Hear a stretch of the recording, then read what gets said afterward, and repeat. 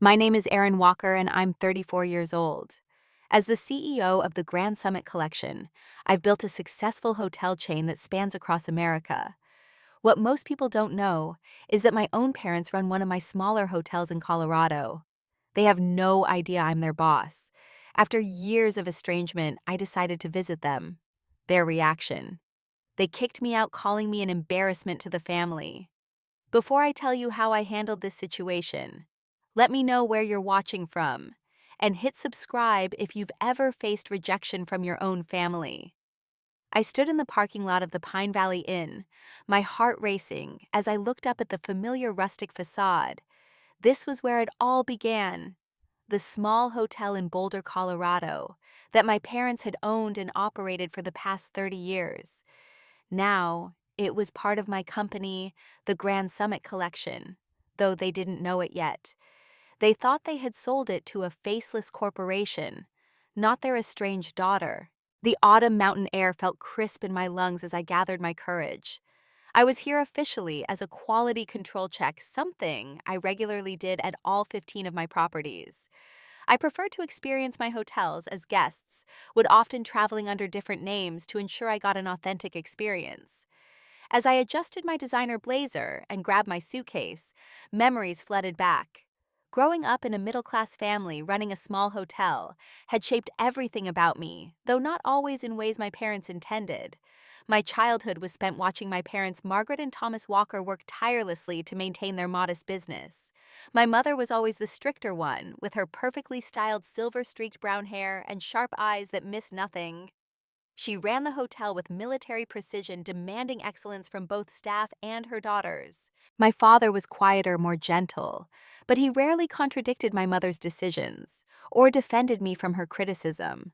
A place for everything and everything in its place, Mother would say, inspecting my work as I cleaned rooms on weekends and summer breaks. No matter how hard I tried, it was never quite good enough. Erin, you missed a spot. Again. How do you expect to succeed in life if you can't even clean a bathroom properly? I remember being 10 years old watching in fascination as guests checked in. I loved observing the operations, noticing how different staff members handled various situations. Even then, I was developing theories about customer service and hospitality management. When I shared these observations with my parents, my father would smile faintly, but my mother would just shake her head. Stick to cleaning, Erin. Theory without hard work is useless.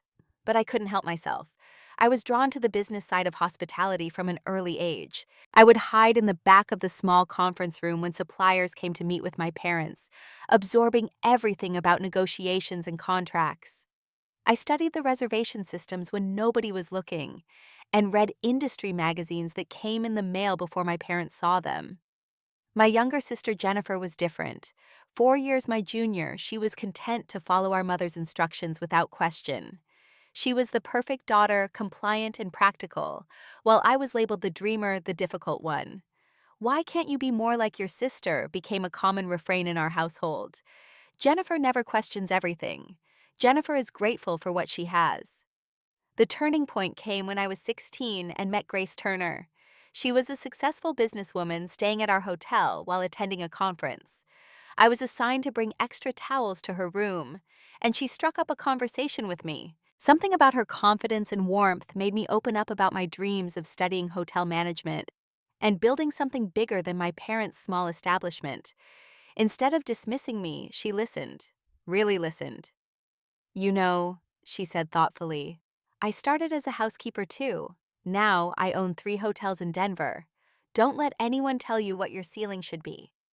She gave me her business card and told me to call her if I ever needed advice or wanted to see how a larger operation worked. That card became my most treasured possession, a promise that another life was possible. When I graduated high school, I announced my intention to study hotel and restaurant management at Cornell University. I'd applied secretly and received a partial scholarship, planning to work part-time to cover the rest. My mother's reaction was immediate and harsh. "Absolutely not. We need you here. The business is your inheritance, your responsibility. This family has worked too hard to have you throw it all away on some fancy degree you don't need." "But Mom, I can learn things that will help us grow the business when I come back," I argued. "Grow? We don't need to grow. We need reliable help who won't abandon their family responsibilities for selfish reasons. The argument escalated with my father standing silently by, occasionally trying to calm both of us down, but never actually supporting my position. Jennifer watched wide-eyed from the doorway. "If you leave, don't bother coming back," my mother finally declared. "We won't support someone who turns their back on family." I left the next day, tears streaming down my face as I boarded the bus to Denver, where I'd arranged to stay with a friend until college started. Grace Turner's card clutched in my hand, I made a promise to myself I would build something so impressive that my parents would have to acknowledge my vision had been right all along. I didn't know then that it would take 12 years before I returned to the Pine Valley Inn, or that when I did, everything would have changed. 12 years is a long time to be away from home, but it's also plenty of time to build a life on your own terms. By the time I turned 34, I had transformed from that tearful, determined girl on a bus to the CEO of the Grand Summit Collection, a chain of 15 luxury boutique hotels spread across America's most desirable destinations. My success didn't happen overnight.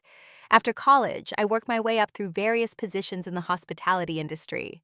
I started as a front desk agent at a mid-sized hotel in Boston, then became a sales coordinator, events manager, and eventually assistant general manager at one of the top properties in Manhattan. All along the way, I maintained my connection with Grace Turner. After that first meeting when I was 16, she became my mentor. When I moved to Denver after leaving home, she offered me a part-time job at one of her hotels while I prepared for college.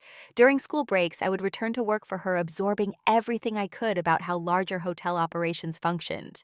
"The secret to success in this business isn't just understanding luxury," Grace would tell me. "It's about creating genuine experiences. Anyone can buy fancy furnishings. Not everyone can build a team that truly cares about every guest's stay." I took her philosophy to heart, developing my own management style that prioritized both employee satisfaction and guest experience. Happy staff created happy guests, which led to better reviews and higher occupancy rates. It was simple in theory, but required constant attention to detail and genuine care for people. When I was 28, Grace approached me with a proposal. She was looking to retire and wanted to sell her small chain of hotels, now grown to 5 properties across Colorado and Wyoming. She offered me the first opportunity to buy in with creative financing options that made it possible despite my limited capital at the time. "You've got the vision I never had," she told me. "I built a good business, but you'll build something great." With her guidance, some investors she introduced me to, and a business plan I'd been refining for years, I made the leap. The Grand Summit Collection was born with 5 properties, and my relentless drive to expand thoughtfully. Over the next 6 years, I acquired 10 more hotels, each one carefully selected for its potential and location. I developed a reputation in the industry for turning underperforming properties into distinctive, highly rated destinations that maintained their unique local character while offering consistent excellence. One of my signature practices was conducting unannounced quality checks. I would arrive at my hotels under an assumed name, experience everything as a regular guest would, and then reveal myself to the management team afterward to discuss what I had observed. It kept everyone on their toes and gave me firsthand insight into the guest experience. I rarely thought about my parents during these years of growth. The pain of rejection had gradually dulled, replaced by the satisfaction of proving myself in the industry I loved. But they would occasionally cross my mind when I achieved another milestone, or when I encountered a family-owned establishment similar to the one I'd grown up in. It was during a regular review of potential acquisition targets that my parents unexpectedly re-entered my life. My team had compiled a list of properties that might fit our portfolio, and among them was a small hotel in Boulder, Colorado, that was reportedly struggling financially, the Pine Valley Inn. I stared at the screen for a long time, emotions churning. A quick search confirmed that my parents still owned and operated it, though reviews suggested the property had seen better days. Comments about outdated facilities and inconsistent service indicated they were falling behind in an increasingly competitive market. But there was something else, something I was reluctant to admit even to myself. a small voice wondering if this might be a way to finally show my parents what I had accomplished, to prove that my impractical dreams had led to something substantial. I called my most trusted advisor, the only person who knew the full story of my family history. Grace, I need your perspective on something complicated. After explaining the situation, I waited for her response. Grace, now in her late 50s, with the same warm wisdom that had first drawn me to her, considered carefully before speaking. You've never been one to run from challenges, Erin. But you need to be honest with yourself about your motivations here. Is this a good business decision? Or are you still looking for validation from people who weren't able to see your potential? Her question struck home, and I took several days to reflect before making my decision. In the end, I decided to proceed, but through a holding company that wouldn't immediately reveal my involvement. I would acquire the property, invest in renovations, and retain my parents as managers, with significantly improved salaries. Perhaps in time, I would reveal myself as the owner, but only after establishing that the acquisition was purely a business decision. The initial approach was made through my legal team, presenting as representatives of a larger hospitality group interested in expanding into the Boulder market. To my surprise, my parents seemed receptive to the idea of selling. From the financial information we gathered, it became clear they were struggling more than I had realized with mounting debts and declining bookings. I was in my office in Chicago reviewing the preliminary agreement when my phone rang with an unfamiliar Colorado number.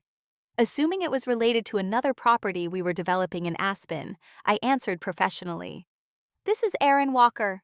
"Erin, is that really you?" The voice was familiar, though more mature than I remembered. My sister Jennifer, now 30 years old. "Jennifer, how did you get this number?" "It wasn't easy. I've been trying to track you down for months. I found your company online and called about 20 different departments before someone would connect me." Why is something wrong? Despite the years of separation, alarm immediately rose in my chest. Sort of. Mom and Dad are selling the hotel. They don't really want to, but they're drowning in debt. Dad's health isn't great, and they can't keep up with the maintenance and the competition from newer places. This company made an offer, and they're going to take it, but they're devastated. That hotel is their whole life. I maintained my composure, not revealing that I knew about the sale or that I was behind it. "I'm sorry to hear that, but it's been 12 years, Jennifer. Why are you telling me this now?" There was a pause on the line before she answered, her voice smaller. "Because they miss you. They'd never admit it, especially Mom, but they do. They keep a folder of every article that mentions you or your company you know. Dad Google searches you all the time." This revelation stunned me into silence. My parents had been tracking my career, the same parents who told me my ambitions were selfish and impractical. "I know they were wrong about how they treated you," Jennifer continued. "I was too young to understand then, but I see it now. I just thought, maybe it's time for healing before they lose the only thing that's connected them to you all these years." After we hung up, I sat in my office watching the Chicago skyline fade into dusk, my mind racing. Jennifer's call had changed everything. The acquisition was no longer just a business decision or even a chance to prove myself. It had become something more complicated, more personal. I changed my plans. Instead of proceeding through representatives, I decided to visit the Pine Valley Inn myself to see firsthand what had become of my childhood home and the parents who had once turned me away. 2 days after Jennifer's call, I found myself checking into the Pine Valley Inn. I had debated whether to call ahead, but ultimately decided against it. I wanted to see the authentic operation before any potential reconciliation complicated matters. The hotel looked smaller than I remembered. The log cabin-style building had weathered over the years, the once vibrant sign now faded, the landscaping sparse and neglected. The parking lot had several empty spaces, despite it being peak season in Boulder. I walked into the lobby, pulling my suitcase behind me. The interior was much as I remembered it, an attempt at rustic charm with pine furniture and local artwork, but now showing signs of wear. The upholstery on the lobby chairs was faded, and the once gleaming reception desk was dulled with age and use. A young man in his 20s staffed the front desk, looking bored as he scrolled through his phone. He didn't look up immediately when I approached, and I made a mental note of this first customer service failure. "Hello, checking in, please," I said, setting my designer handbag on the counter. He finally looked up. "Name? Sarah Johnson," I replied, using one of my regular aliases for hotel visits. I slid the credit card and ID I kept under this name across the counter.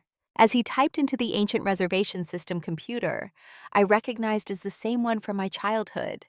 The young man suddenly paused, his eyes widening slightly as he looked at me more carefully. "Wait, are you Erin Walker?" My heart skipped. I hadn't considered that someone might recognize me. "Excuse me." "It is you, I'm Jason Mills. I used to work here summers during high school about 8 years ago. You're the owner's daughter, right? The one who started that big hotel company." So much for my anonymous evaluation. "Yes, that's me," I admitted, seeing no point in denying it now. "I'd appreciate if you kept that between us for the moment, though. I'm here to surprise my family." Jason nodded eagerly, clearly excited to be part of what he perceived as a heartwarming reunion. "Of course, Mrs. Walker usually comes in around 4 to check the day's numbers, so she should be here soon. Mr. Walker might be in the back office already." I glanced at my watch. It was 3:45 p.m. "Thank you. Could I still get that room?" "Absolutely." He processed my check-in with newfound enthusiasm, upgrading me to what he called our best suite.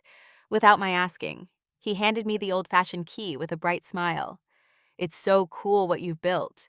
I follow your company online. The Summit properties are amazing." His words gave me a small boost of confidence. At least someone associated with this place appreciated what I'd accomplished. "Thank you, Jason. That means a lot." I had just picked up my bag when the front door opened, and a familiar figure walked in. My mother, Margaret Walker, looked older, but just as formidable as I remembered. Her hair was fully silver now, cut in a practical bob, and lines had deepened around her eyes and mouth. She wore a navy blue blazer with the hotel's logo embroidered on the pocket, an outfit I remembered from years before. She didn't notice me at first, heading straight to the front desk with a ledger book in hand. "Jason, have the Hendersons checked out yet? I need to get their room turned around for the—" She stopped mid-sentence when Jason's eyes darted nervously between us. My mother turned slowly, her expression transforming from confusion to shock as she registered who was standing in her lobby. "Erin," she whispered, her voice both disbelieving and immediately defensive. "Hello, Mother," I said, striving to keep my voice steady and professional. "It's been a long time." She stared as if seeing a ghost, her hand unconsciously moving to the pearls at her neck, a gesture I remembered from whenever she was stressed. "What are you doing here?" Before I could answer, another voice joined the conversation. "Margaret, is everything all right?" My father emerged from the back office, a stack of papers in his hand. Thomas Walker had aged more visibly than my mother. His once dark hair was now completely gray and thinning, and he'd gained weight around his middle. Deep lines carved his face, and he moved more slowly than the energetic man of my childhood. When he saw me, he froze, the papers slipping from his fingers and scattering across the floor. "Erin," he said her name like a breath. The lobby fell into uncomfortable silence. Jason looked like he wanted to melt into the floor, and a couple checking out at the other end of the reception desk watched with undisguised curiosity. "I thought I might stay a few days," I said, gesturing to my suitcase. "Jason has already checked me in." My mother recovered first, her shock hardening into something colder. "After 12 years, you just show up. No call, nothing. And we're supposed to welcome you with open arms." "Margaret," my father cautioned quietly, but she ignored him. "You walked out on this family on your responsibilities. You abandoned us when we needed you. And now you waltz in here like nothing happened." Her voice rose slightly, and I noticed Jason discreetly backing away toward the office. I kept my expression neutral, though inside I felt like the insecure girl I'd once been. "I didn't walk out. I was told not to come back unless I gave up my education." "You chose that fancy school over your family," my mother snapped. "You always thought you were too good for this place, for our way of life."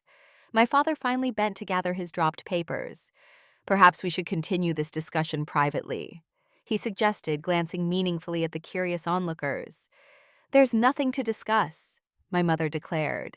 She drew herself up, and I recognized her posture of absolute authority, the one that had intimidated employees and daughters alike. Erin made her choice years ago. We've moved on. The words stung more than I'd expected. Despite everything I'd accomplished, despite knowing intellectually that I'd made the right decision for myself, her dismissal still had power. Mom, Don't mom me now. Where were you when your father had his first heart scare 3 years ago? Where were you when we nearly lost this place in the recession? Where were you for every Christmas, every birthday, every struggle? Each question felt like an accusation, ignoring the fact that they had been the ones to cut contact, not me. I had sent cards the first few years, even tried calling once, only to have my mother hang up. You know where I was, I replied, keeping my voice level. Building a career, the one you told me was a waste of time. My father looked pained, but remained silent. His perpetual position fence-sitting, unwilling to contradict my mother, even when he might have agreed with me. And now you show up, my mother continued, flaunting your success, your expensive clothes, your perfect life.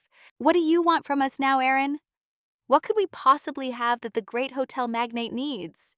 The unfairness of her characterization made my temper flare.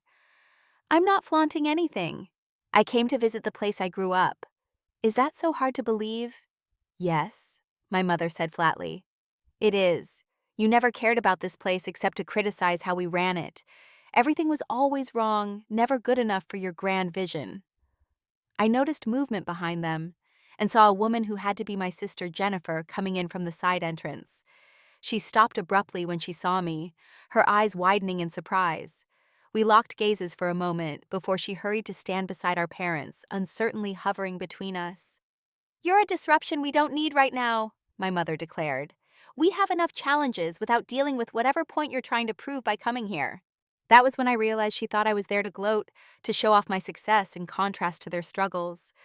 She didn't know I was aware of the sale, let alone that I was the buyer. I'm not trying to prove anything, I said. I just wanted to. You're not welcome here. My mother interrupted, her voice hardening to ice. You made your choice years ago. You're an embarrassment to this family showing up now when it's convenient for you. I felt the blood drain from my face. An embarrassment. After everything I'd accomplished, my father finally spoke up, though his voice lacked conviction. Margaret, maybe we should. No, she cut him off. I want her gone. Now. We have a business to run, and we don't need the distraction. The few guests in the lobby were now openly staring. Jennifer looked horrified, but remained silent, her loyalty clearly still with our parents. I stood there, humiliation washing over me in waves. I was no longer the uncertain young woman who had left this place. It had been 12 years, and I ran a multi-million-dollar company. But in that moment, I felt just as powerless as I had at 22. With as much dignity as I could muster, I placed the room key on the counter. I understand. I'll go. That would be best, my mother replied coldly. As I turned to leave, pulling my suitcase behind me, I caught my father's eye. There was something there, regret perhaps, or a hint of pride quickly suppressed. Jennifer took a half step forward as if to stop me, but then retreated under our mother's glare. I walked out the door into the Colorado sunshine, the beautiful mountain view a stark contrast to the ugliness of the reunion. Only when I was safely in my rental car did I allow the tears to fall, not out of sadness, but from pure frustration and anger. I had come hoping for what reconciliation, understanding. I wasn't even sure anymore. But I certainly hadn't expected to be publicly humiliated and thrown out of my own property, for I was now certain I would complete the acquisition, if only to prove a point. As I drove away from the Pine Valley Inn, I made a new decision. My parents would indeed discover who the new owner was, but not in the gentle way I had planned. They wanted to call me an embarrassment fine. Let's see how they felt when they realized whose name would be on their new employment contracts, if they were lucky enough to keep their jobs at all. That night, I checked into a luxury hotel in downtown Boulder, one of my company's chief competitors. I needed space to think, to process the confrontation, and to decide how to proceed. After ordering room service and taking a long shower, I called Grace Turner, my mentor, and the one person who truly understood the complexity of my relationship with my family. They threw you out. Grace sounded both shocked and indignant after I recounted the afternoon's events. Their own daughter, publicly. I confirmed, staring out at the Boulder skyline from my hotel room. called me an embarrassment to the family, in front of guests and staff. "Oh, Erin," Grace's voice softened with sympathy. "I'm so sorry. What are you going to do about the acquisition now?" That was the million-dollar question. My immediate emotional response had been to push forward with the purchase and reveal myself as the new owner in the most dramatic way possible. But now, a few hours removed from the humiliation, I wasn't so sure that was the best approach. "I don't know," I admitted. "Part of me wants to walk away entirely. Let them figure out their financial problems without me. Another part wants to buy the place and fire them immediately."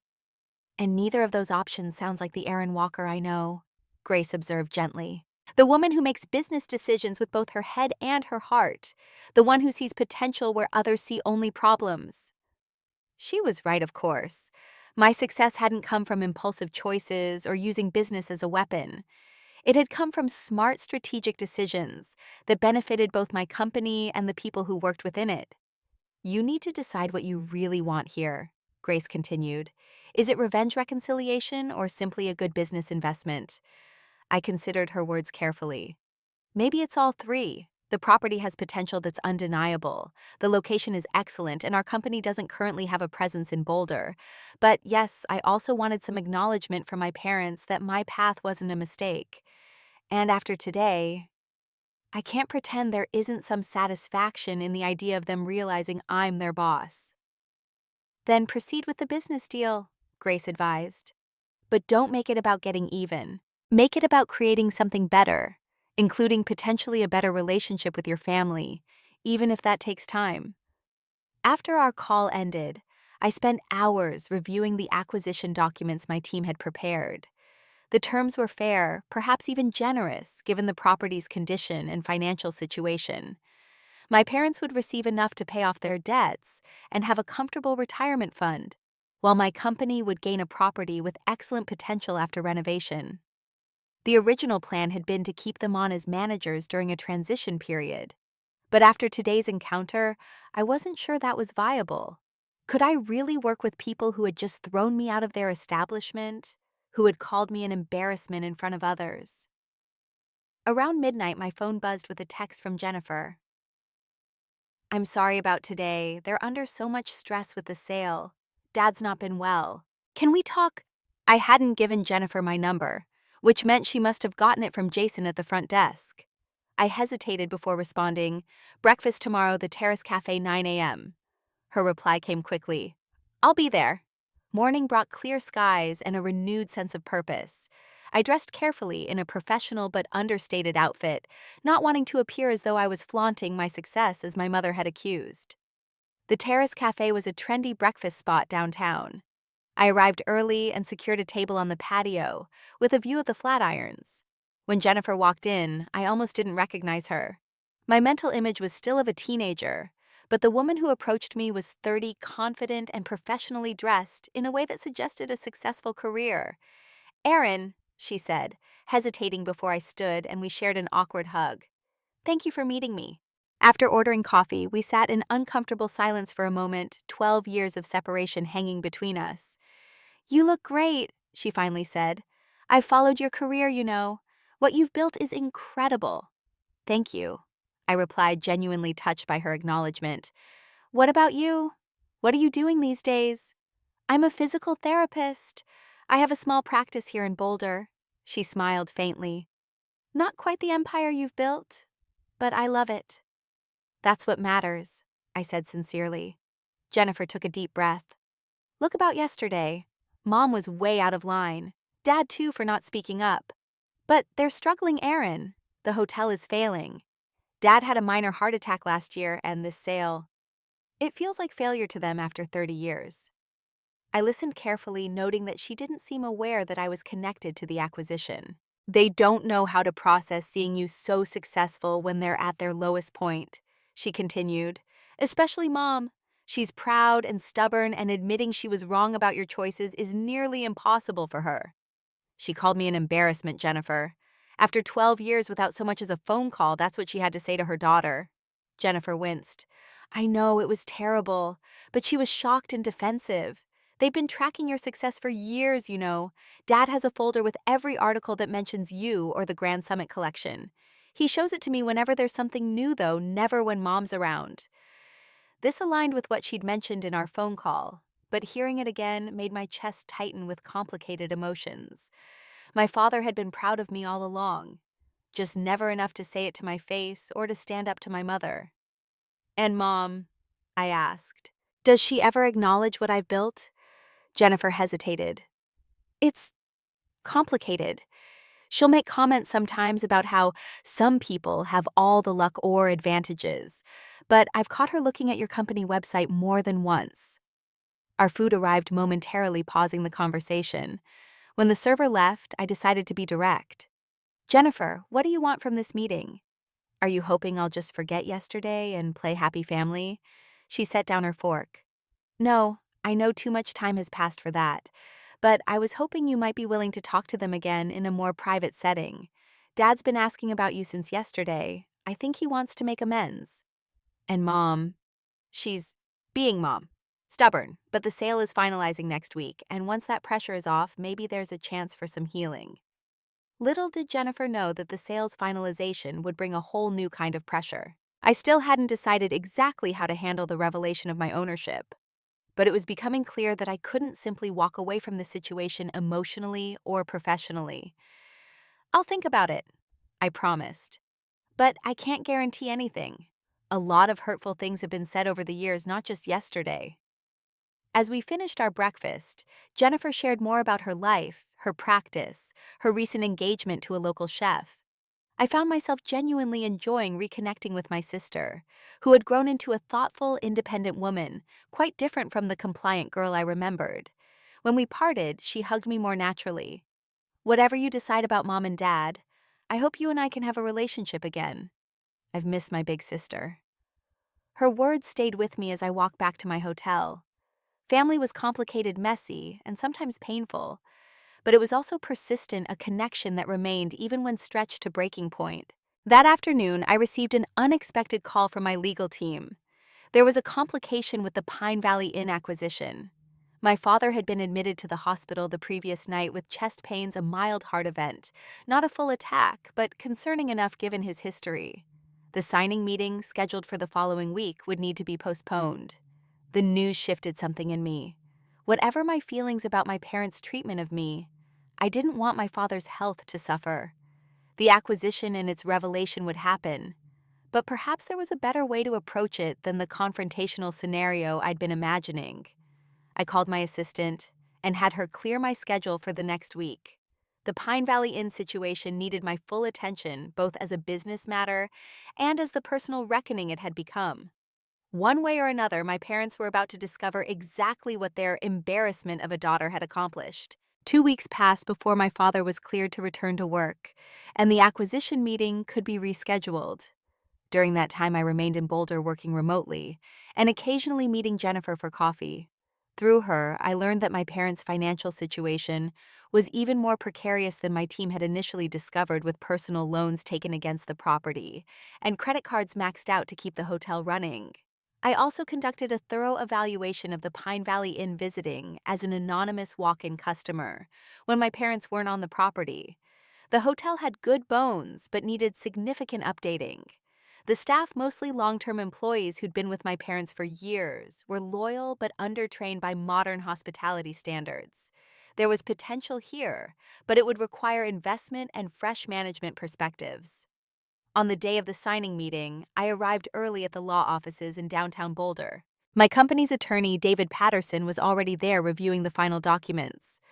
"Are you sure you want to do it this way?" he asked when I explained my plan. "It could get emotional." "I'm sure," I replied. "They deserve to know who they're really dealing with before they sign." We arranged the conference room carefully. I would not be present initially, allowing the meeting to begin with the lawyers and my parents. Only after the basic terms had been reviewed would I make my entrance. At precisely 2 p.m., the receptionist informed us that Mr. and Mrs. Walker had arrived, accompanied by their daughter Jennifer, and their own attorney, a local lawyer named Robert Stevens. I moved to the adjacent office where I could hear the proceedings through the open connecting door, while remaining out of sight. The meeting began with standard introductions and preliminary discussions. David was presenting my company under its official corporate name, Summit Hospitality Group, which didn't immediately connect to my personal brand, the Grand Summit Collection. As you can see from the terms, David was explaining, the offer is quite generous given the property's current financial position. In addition to the purchase price, which will clear all outstanding debts, the new owner is prepared to invest significantly in renovations while maintaining the property's historical character. And our position as managers? My father asked. His voice sounded weaker than I remembered, likely due to his recent health scare. The original discussions included a 2-year contract for us to continue running the property.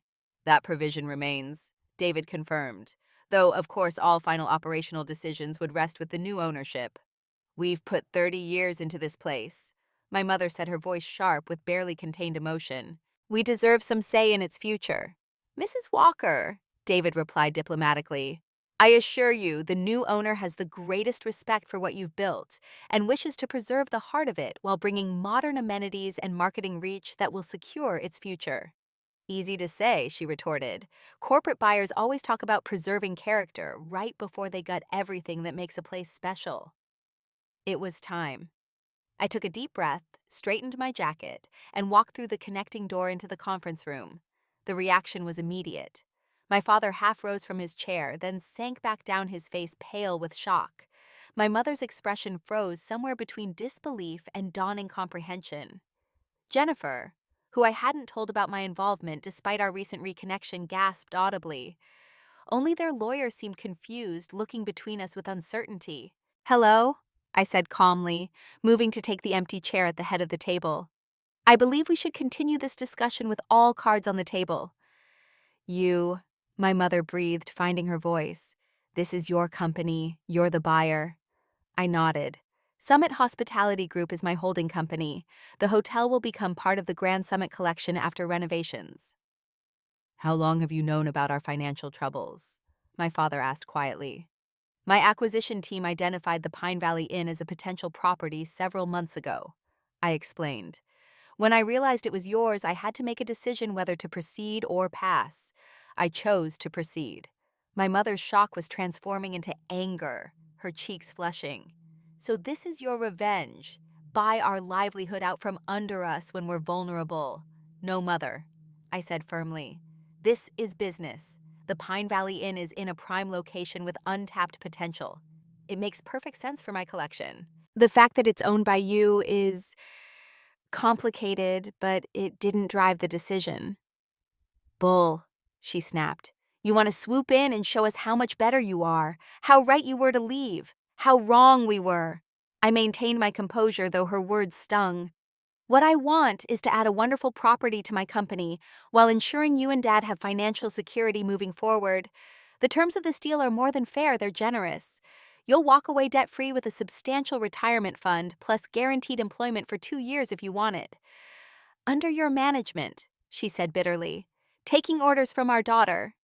Taking guidance from an experienced hotelier who happens to be your daughter, I corrected. Someone who has built 15 successful properties and knows this industry inside and out. My father, who had been silent, finally spoke. Erin, the company in all those articles, the one that's been winning awards, that's really yours. There was something in his voice I'd never heard before, respect, maybe even pride. It made my chest tighten unexpectedly. Yes, Dad, the Grand Summit Collection is my company. I built it from scratch over the past 6 years with some initial mentorship from a woman named Grace Turner. Jennifer, who had been watching the exchange with wide eyes, suddenly laughed a short surprised sound. Oh my God, all those times Dad showed me articles about this amazing hotel chain we were reading about you. His own daughter. My mother shot her a silencing look, but Jennifer didn't back down. Mom, don't you get it? Erin did exactly what she said she would. She took her education and built something incredible, something we should be proud of. Proud. My mother's voice was tight. She abandoned her family, her responsibilities. I pursued my dream, I countered, the one you tried to kill. And now that dream is successful enough to save the business you're about to lose. The bluntness of my words caused a heavy silence to fall over the room. My mother looked away, but not before I caught a flicker of something in her expression that might have been shame. I softened my tone. Look, we can keep rehashing the past, or we can focus on the future. The reality is the Pine Valley Inn needs this deal. You need this deal. I'm prepared to honor all the terms we've discussed, including your continued involvement if that's what you want. But make no mistake, my name is right here on this contract you're about to sign. I'm the one buying your hotel. I tapped the signature line on the document before them, where Erin Walker, CEO, was clearly printed. My father reached out a tentative hand toward the papers. You'd still want us involved. After everything that's happened. After the way we treated you when you visited. The vulnerability in his question caught me off guard. This was the most direct acknowledgement he'd ever made of how they'd hurt me both recently and years ago. I believe there's value in your experience, and your connection to the property, I said professionally, though my voice softened despite myself. The Pine Valley Inn has been your life's work. I respect that even if we've had our differences. My mother was still rigid with tension, but something in her posture had changed. She glanced at my father, then at Jennifer, and finally at me. You really built all of this yourself? She asked a question that seemed to cost her considerable effort. Yes, I replied simply. Everything I have, I earned. A complicated mix of emotions crossed her face too quickly to interpret fully. But for the first time, I thought I glimpsed a crack in her certainty, a flicker of recognition that perhaps she had been wrong about me all along. The attorney cleared his throat, reminding us of his presence. Perhaps we should proceed with reviewing the specific terms before making any decisions. For the next hour, we went through the contract line by line. My parents asked questions, raised concerns, and negotiated minor points. I addressed each issue professionally, neither giving special treatment nor being punitive because of our relationship. Throughout the discussion, I could see my father watching me with growing respect as I demonstrated my expertise and business acumen. When we finally reached the end, there was a moment of tension as the contract sat ready for signatures. My mother's pen hovered above the paper as she looked up at me one last time. If we sign this, you own the Pine Valley Inn. You own the business we built from nothing. You become our boss. I met her gaze steadily. If you sign this, you secure your financial future. You ensure the Pine Valley Inn lives on rather than failing. And yes, you accept that your daughter has become successful enough to acquire your business fairly in an above-market deal. She pressed her lips together, then signed with a quick, decisive motion. My father followed suit, his signature more hesitant but equally binding. As the attorneys gathered the papers and discussed next steps, I felt a strange mix of emotions, triumph, vindication, but also a bittersweet recognition of how we had arrived at this moment. I had imagined this scenario playing out with more drama, more confrontation. Instead, it felt oddly anticlimactic, the formal business proceedings dampening the personal significance. When the meeting concluded, we all stood somewhat awkwardly in the conference room. The attorneys excused themselves to make copies, leaving just my family and me. Jennifer said, breaking the silence. I guess we're all working for Erin now. My father gave a small surprised laugh. I guess we are. My mother didn't laugh, but neither did she make a cutting remark. Instead, she gathered her purse and prepared to leave, pausing beside me on her way to the door. You did it, she said quietly, not quite meeting my eyes. You proved me wrong. It wasn't an apology, not even close, but coming from Margaret Walker, it was perhaps as close to an acknowledgement as I was likely to get. Before I could respond, she continued out the door, my father following after a moment's hesitation and a nod in my direction. Jennifer lingered, shaking her head in amazement. Well, that was the most civil I've seen them after being completely blindsided, especially Mom. Is that a good sign? I asked. She shrugged. With our family, who knows? But one thing's for sure, you're definitely not the family embarrassment anymore. That title might have just transferred to them. As I watched my sister follow our parents out, I realized this was just the beginning of a new complicated chapter in our relationship. I had won the business confrontation, but the personal reconciliation, if it was even possible, would be a much longer road. 3 months passed in a whirlwind of activity. The Pine Valley Inn, now renamed Summit Legacy, underwent the first phase of extensive renovations. We updated all guest rooms, modernized the lobby, while maintaining its rustic charm, and implemented new reservation and management systems. Throughout the process, I insisted on preserving elements that had made the hotel special: the hand-carved reception desk my father had built 30 years ago, the River Rock fireplace in the great room, the collection of local art that had grown over decades. Working with my parents proved to be exactly as complicated as I'd anticipated. My mother initially approached every suggestion with resistance, viewing each change as criticism of how they'd run things before. My father was more receptive, but struggled to adapt to new technologies and processes after decades of doing things his way. We established a routine of weekly management meetings at which we all participated as professionals. I made it clear from the beginning that while I valued their input, final decisions rested with me. It was uncomfortable at first, the power dynamic between us so dramatically reversed from my childhood.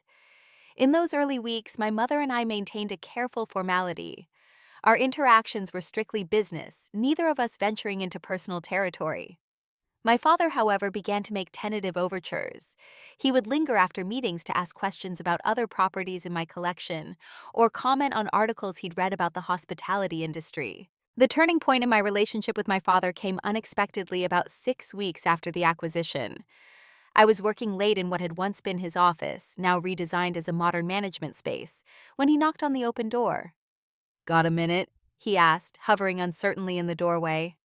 "Of course," I replied, setting aside the occupancy reports I'd been reviewing. He entered slowly, looking around at the changes to the space: high-end ergonomic furniture, sleek technology, and bright lighting replacing the dark wood and cluttered shelves of before. He sat in the visitor's chair across from me, hands resting awkwardly on his knees. "The place is looking good," he offered. "Bookings are up already." "Yes, the initial marketing push is paying off. We're seeing a lot of interest for the holiday season." He nodded, and then fell silent, clearly struggling with whatever had brought him here. I waited, giving him time. "Erin," he finally said, his voice rough with emotion, "I need to say something that's long overdue. I'm sorry. I'm sorry I didn't stand up for you when you wanted to go to college. I'm sorry I let your mother drive you away. And I'm sorry I didn't say something that day you came back before all this." He gestured vaguely at the office encompassing the acquisition. His words caught me off guard. In all our recent interactions, we'd carefully avoided addressing the past. "Why didn't you?" I asked the question that had haunted me for years, finally spoken aloud. "Why did you just stand there while she told me not to come back?" He sighed heavily, suddenly looking every one of his 68 years. "Fear mostly. Fear of conflict, fear of change, fear of losing what we'd built. Your mother and I, we come from nothing, you know that. This place was everything to us. The idea of doing something different, something bigger like you wanted." He shook his head. "It terrified us. Me, especially. So you let me go instead." "Yes," he admitted, not defending himself. "I let you go, and it was the biggest mistake of my life. I told myself you'd come back when you realized how hard it was out there. When you didn't, when you started succeeding. Instead, I was proud, but also ashamed. Too ashamed to reach out." I absorbed his words, feeling the weight of years of hurt begin to shift slightly. "I would have answered if you had called. I know that now." He looked down at his hands. "I've been following your career for years, you know. Every time I saw your name in an article, I cut it out. I have a whole folder." "Jennifer mentioned that." He smiled faintly. "She caught me once about 5 years ago. Made me promise not to tell your mother, though I think she knew anyway. Margaret. She processes things differently than I do. Her pride is tied up in all of this too, but in a different way." Is that an excuse for how she's treated me? How she still treats me? "No," he said firmly, surprising me. "No, it's not. Your mother was wrong about you, about your dreams. We both were. But she's having a harder time admitting it even to herself." We talked for over an hour that night, beginning the slow process of rebuilding a relationship that had been broken for 12 years. It wasn't perfect. I had too many questions, and he didn't have satisfactory answers for all of them. But it was a start. My mother remained more distant, though I noticed subtle changes in her behavior. She stopped automatically rejecting my ideas in meetings. She began implementing the new customer service protocols without complaint. And occasionally I would catch her watching me when she thought I wasn't looking, an unreadable expression on her face. Jennifer became the bridge between us, often arranging situations where we would all be together in non-work contexts, a dinner at her apartment, a community event in town. During these gatherings, the conversation would inevitably turn to the hotel business, the one topic where we all found common ground. The renovations continued, transforming the tired old Pine Valley Inn into a vibrant modern property that still honored its history. We were scheduled to host a grand reopening event in early December, inviting the local community and media to see the changes. A week before the event, I arrived early one morning to find my mother already in the lobby, directing the installation of a custom chandelier made by a local artisan, a piece I had commissioned to replace the outdated lighting. "It catches the light beautifully," I commented, coming to stand beside her. She glanced at me briefly. "It's better than I expected. I thought modern would mean cold, but this works with the space." Coming from her, this was high praise indeed. "I tried to make choices that would enhance what was already special about this place," I said carefully, "not erase its history." She nodded, still watching the workers adjust the fixture. After a moment, she said, "You've done a good job. The hotel it's becoming something more than we could have made it." The admission seemed to cost her, but she got the words out. It was the first acknowledgement she had given that my vision for the property might be valid, might even be better than what had come before. "Thank you," I said simply. "That means a lot coming from you." We stood in surprisingly comfortable silence until the installation was complete. As the workers packed up their tools, my mother turned to me. "Your father told me about your conversation, about his apology." I tensed slightly, unsure where this was going. "Yes." She smoothed her perfectly pressed slacks, a nervous gesture I remembered from childhood. "He was right to apologize. And I owe you one too." The words were stiff, awkward, but sincere. "I was wrong about you, Erin. Wrong about what you could accomplish." I felt a lump form in my throat, unexpected emotion rising at this belated recognition. "I only wanted you to believe in me," I said quietly, "to support my dreams instead of trying to force me into a smaller version of life." "I thought I was protecting you," she replied, "from disappointment, from failure. I never had the chances you did, and I couldn't imagine them working out. It was short-sighted." "It was," I agreed, not letting her entirely off the hook. "But I understand better now, having built something myself, how fear of losing it can drive decisions." She looked at me directly, then really seeing me, perhaps for the first time in years. "You've built something remarkable, Erin. Far bigger than anything your father and I ever dreamed of." A hint of a smile touched her lips, though I maintain we gave you a solid foundation in the business. It wasn't a full apology, not really, and it didn't address all the hurt she'd caused. But from Margaret Walker, this acknowledgement was significant, a recognition that I had proven myself on my own terms, and that she had been mistaken in her judgment of me. "You did," I conceded, offering this small peace branch. "I learned a lot growing up in this hotel, even when I was rebelling against it." She nodded, and then, surprising me completely, reached out to briefly squeeze my hand, before walking briskly toward the office, her moment of vulnerability apparently concluded. The grand reopening of Summit Legacy was a tremendous success. Local media covered the event extensively, many articles noting the full-circle nature of the story. The daughter who left home to build a hotel empire, returning to transform her parents' struggling business into its crown jewel.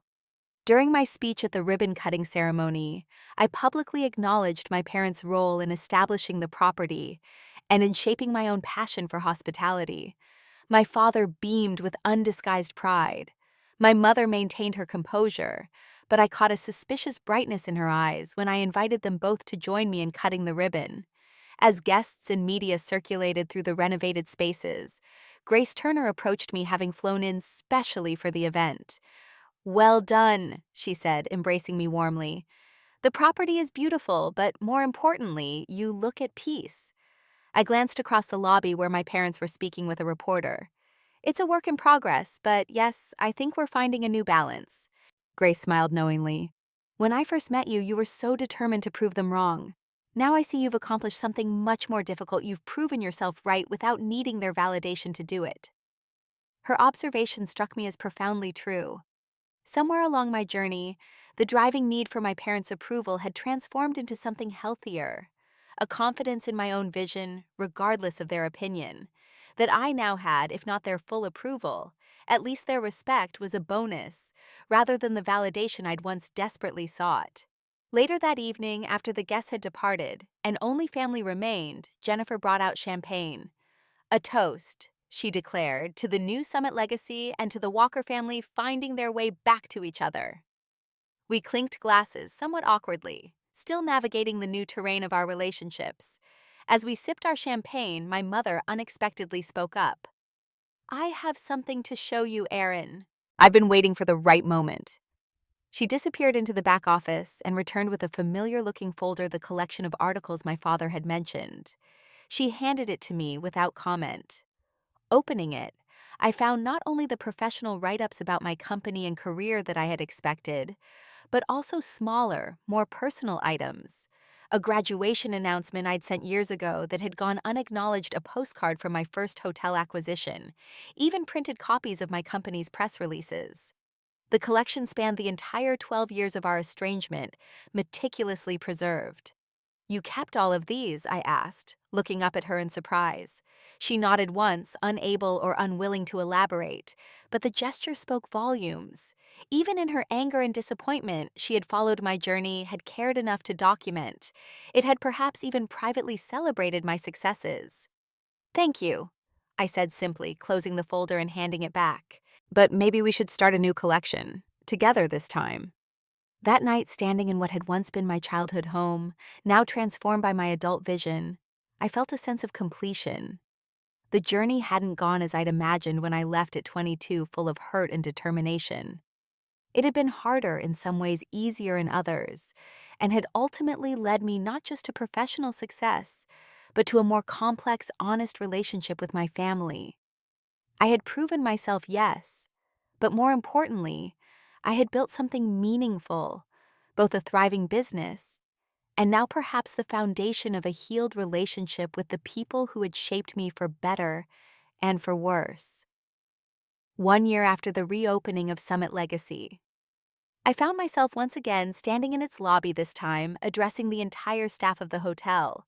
The property had exceeded all financial projections, becoming one of the most successful in my collection. More significantly, my parents had embraced their new roles within the organization, with my father developing a popular series of historical tours of the property and surrounding area, and my mother surprisingly excelling at training new staff in customer service excellence.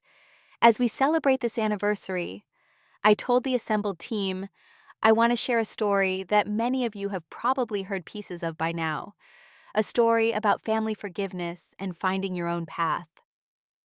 I recounted the journey openly, the painful departure 12 years earlier, the building of my hotel empire, and the full circle moment of acquiring my parents' property. I spoke of the initial tension and gradual reconciliation, the challenges and rewards of working together as professionals while healing as a family. The lesson I've learned, I concluded, is that success isn't about proving others wrong. It's about having this courage to pursue your vision, even when those closest to you don't understand it. Sometimes the people who hurt us most deeply become our greatest motivation to succeed, not out of spite, but because their doubt forces us to find absolute certainty within ourselves. I glanced at my parents standing at the back of the room. My father smiled warmly, while my mother maintained her composure, but gave a small acknowledging nod. The true measure of success isn't in acquisition or expansion, though those things are gratifying, I continued. It's in creating something meaningful that stands on its own merits. And sometimes, if you're fortunate, it's in finding a way back to the people you thought you'd lost along the way. After the meeting, I announced a new initiative for the company, a mentorship program for young people interested in the hospitality industry, with scholarships for those pursuing higher education in the field. My parents had agreed to participate as instructors, sharing their decades of experience with the next generation. That evening, Grace joined us for a private dinner at Summit Legacy. Now in her early 60s and semi-retired, she had remained my most trusted advisor and friend throughout the years. As we shared a meal in the hotel's award-winning restaurant, I reflected on how far we'd all come. If someone had told me 2 years ago that we'd all be sitting here together like this, Jennifer remarked, I would have said they were delusional. Life has a way of surprising you, my father said, glancing at me with affection. Some surprises are better than others, my mother added dryly, but with a hint of humor that would have been unimaginable in the past. Grace raised her glass. To the Walker family who proved that it's never too late to rewrite your story. As we clinked glasses, I felt a profound sense of peace. The journey hadn't been easy, and our relationships still had their complicated moments, but we had found our way to a new understanding. My parents had finally accepted that my different path didn't mean rejection of them, while I had come to appreciate that their fears, however misguided, had come from a place of love and concern. Later, as I stood in my office overlooking the mountains, I thought about the long, winding path that had brought me here. When I left home at 22, full of hurt and ambition, I had been determined to prove myself, to show my parents they were wrong about me. I had succeeded beyond even my own expectations, building a hotel empire that stood as testimony to my vision and work ethic. But the true achievement wasn't acquiring my parents' hotel or becoming their boss. It wasn't even the reconciliation, though, that brought its own profound satisfaction. The real accomplishment was finding freedom from needing their approval at all, discovering that I could build a life of my own design without being driven by either rebellion or the search for validation. Sometimes the people who cause us the greatest pain also inadvertently give us our greatest strength. My parents' lack of faith had forced me to develop unshakable belief in myself. Their limitations had pushed me to expand my own horizons. And in the end, the success I built independently became the bridge that allowed us to find each other again, not as the people we once were, but as the people we had become. I didn't need to be an embarrassment or a disappointment or even a success in their eyes anymore. I simply needed to be true to myself. That realization had set me free in ways I never anticipated when I first set out to prove them wrong. As the sun set over the mountains that had witnessed both my departure and return, I understood that sometimes coming home isn't about returning to a physical place. It's about returning to yourself and bringing along the people who finally see you clearly, exactly as you are. Have you ever had to prove yourself to family members who didn't believe in your dreams? I'd love to hear your stories in the comments below. Don't forget to like this video, subscribe to my channel, and share with anyone who might need a reminder that sometimes the greatest success is finding peace with your past while building your future on your own terms. Thank you for listening to my journey. And remember, your worth is never determined by someone else's inability to see your potential.